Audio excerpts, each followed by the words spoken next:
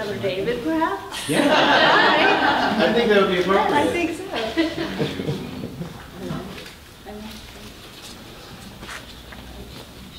I'd like to welcome you all to the David reading. Everyone today is named David. My name is David. David Borden. Since it's a poetry thing, I brought a couple of poems, but I think I'm going to read one, and then I brought a little prose, so I was going to do that for you. So the first one, and my story is why I'm here and coming to this thing, is I have a daughter with significant disabilities, and she passed away actually just about a month ago. So this first poem is called Coming to Terms. How did you survive? Full of holes, but not dead. I stick my fingers all the way through the bloodless tunnels in my body, wiggle the tips. Hello, I smile. You say, that isn't a funny trick. I say, really? A man full of holes, walking around but not dead isn't funny? No, you say. So, would you rather the story were a tragedy?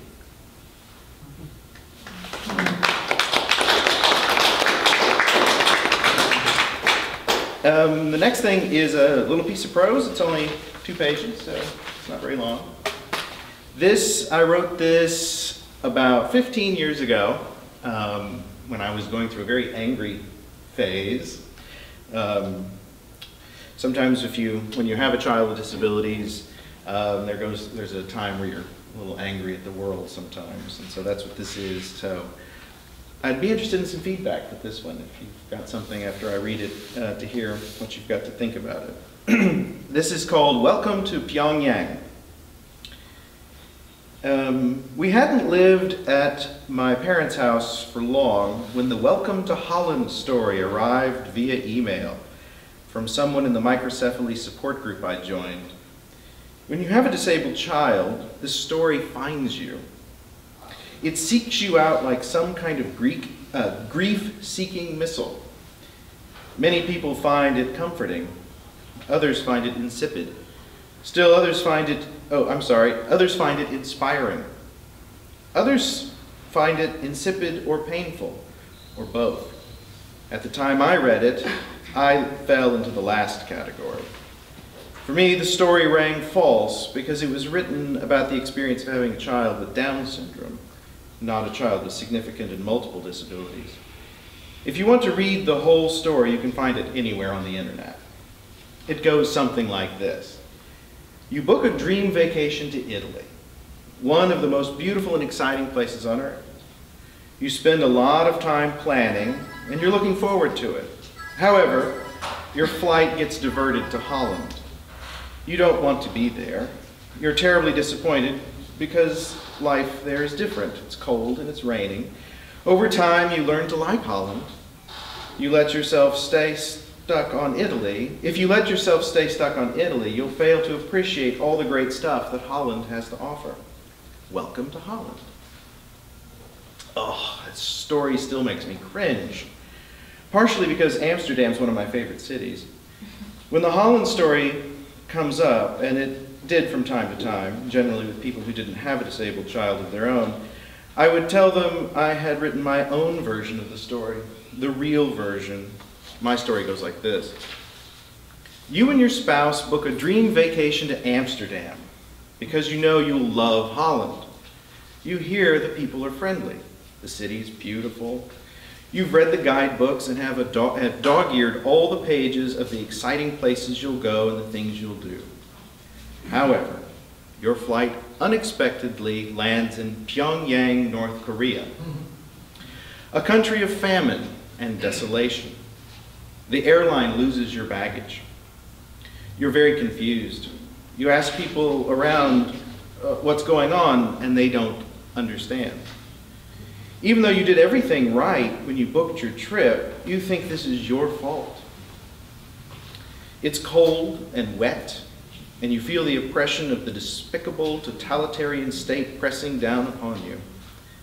People look tired, and everyone is grumpy. and no one tells you the truth. You hate it. You look for a guidebook, but you can't find one. You bicker with your spouse. You wish to escape, and even though you are trapped, you expend energy imagining you are not here, or planning a getaway until you grow weary of the illusion that escape is possible. A complete stranger smiles and says, "Welcome to Holland!" And you wish to punch him in the face. And worst of all, you are given a newborn baby when the customs officer confiscates your passports. He tells you matter-of-factly that he'll give them back to you when your baby dies. You and your spouse are crushed. You wish to die yourself. You become as depressed as the dreary, stone-cold city around you. Over the next decade, things slowly get better. You don't think about Amsterdam anymore, or your home country for that matter, as you resign yourself to your new life. You learn the language and how to navigate the labyrinthine bureaucracy. You make new friends. You even have good days and happy times, more often than not. But the truth still remains. You live in Pyongyang, and Pyongyang sucks. And if given the opportunity to go to Amsterdam, Rome, Tulsa, anywhere else, you'd take it in an instant. You would take it and never look back.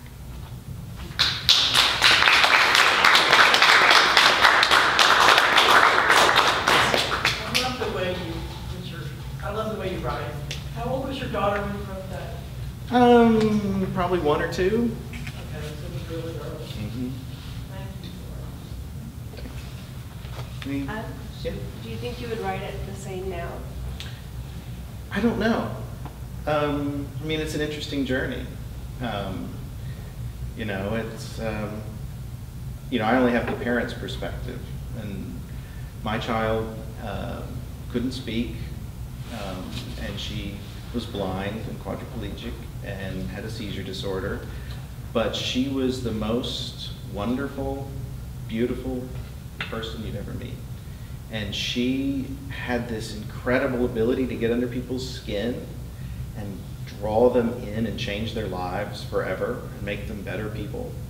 Almost complete strangers who barely knew her would tell me just how extraordinary she was and how they would never see the world again the same way.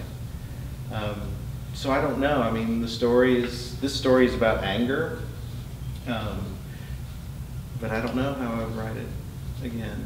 Maybe it would still be Pyongyang, because you have to go through Pyongyang to get to the other. Yeah. She's raising it for me. Yeah. What made you decide to read this story after so many years and just a month after your daughter dies? And that's a really good question. I think, you know, the process of death and mourning, there's a bit of anger in there. And so maybe that was it.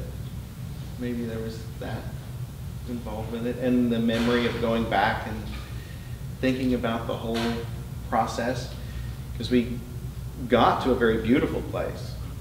And it's also sometimes, you know, they say to be grateful for things, you have to lose them. And I think that sometimes going back and thinking about the whole thing helps you understand where you are now. So maybe that's why I was doing it. Because I do remember the last poem you read about your daughter was about her laughter. Mm-hmm. And that was those beautiful poems. Mm-hmm. Thank you. And my condolences. Oh, thank you very much. That was awesome, man. Oh, thank you. Thanks, David. Oh.